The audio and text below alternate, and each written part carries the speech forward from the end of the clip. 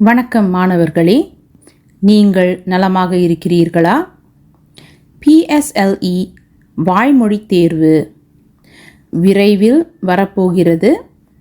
அதனை ஒட்டி இதோ ஒரு வாய்மொழி தேர்வுக்கான பயிற்சி. வாய்விட்டு வாசித்தல். பனுவல் 3.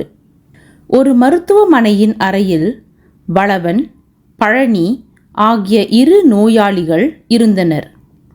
ஒருவரை இன்னொருவர் பார்த்தது இல்லை. இருவருக்கும் இடையே ஒரு தடுப்புச் சுவர் இருந்தது. அவர்கள் இருவரில் வளவனின் படுக்கை மட்டுமே சன்னலின் அருகில் இருந்தது. அதற்கு வளவன், "கவலைப்படாதே நண்பா, இனிமேல் நான் சன்னல் வழியாக காணும் காட்சிகளை உன்னிடம் கூறுகிறேன்" என்று கூறினார். அன்று முதல் அதன்படியே செய்தார்.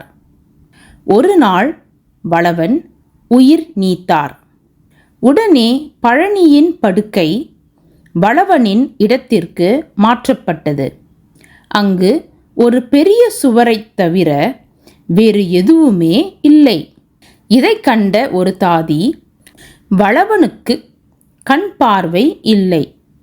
ஆனால் அவர் தன்னுடைய தன்னம்பிக்கையை இழக்கவில்லை. உங்களை மகிழ்வூட்டவே கண் பார்வை இருந்தது போல் நடந்து கொண்டார்" என்று விளக்கினார். நல்லது மாணவர்களே, இப்பொழுது மீண்டும் ஒரு முறை இந்த பனுவலை கேளுங்கள். ஒரு மருத்துவமனையின் அறையில் வளவன், பழனி ஆகிய 2 நோயாளிகள் இருந்தனர். ஒருவரை இன்னொருவர் பார்த்தது இல்லை. இருவருக்கும் இடையே ஒரு தடுப்புச் சுவர் இருந்தது. அவர்கள் இருவரில் வளவனின் படுக்கை மட்டுமே சன்னலின் அருகில் இருந்தது. அதற்கு வளவன், "கவலைப்படாதே நண்பா, இனிமேல் நான் சன்னல் வழியாக காணும் காட்சிகளை உன்னிடம் கூறுகிறேன்" என்று கூறினார். அன்று முதல் அதன்படியே செய்தார். ஒரு நாள் வளவன் உயிர் நீத்தார். உடனே பழனியின் படுக்கை வளவனின் இடத்திற்கு மாற்றப்பட்டது. அங்கு ஒரு பெரிய சுவரைத் தவிர வேறு எதுவுமே இல்லை. இதை கண்ட ஒரு தாதி, "வளவனுக்கு கண் பார்வை இல்லை. ஆனால் அவர் தன்னுடைய தன்னம்பிக்கையை இழக்கவில்லை. உங்களை மகிழ்வூட்டவே கண் பார்வை இருந்தது போல் நடந்து கொண்டார்" என்று விளக்கினார். நல்லது மாணவர்களே, இப்பொழுது நீங்கள் இந்த பனுவலை வாசித்து பழகுங்கள். ஒரு மருத்துவமனையின் அறையில் வளவன், பழனி ஆகிய 2 நோயாளிகள் இருந்தனர். ஒருவரை இன்னொருவர் பார்த்தது இல்லை. இருவருக்கும் இடையே ஒரு தடுப்புச் சுவர் இருந்தது.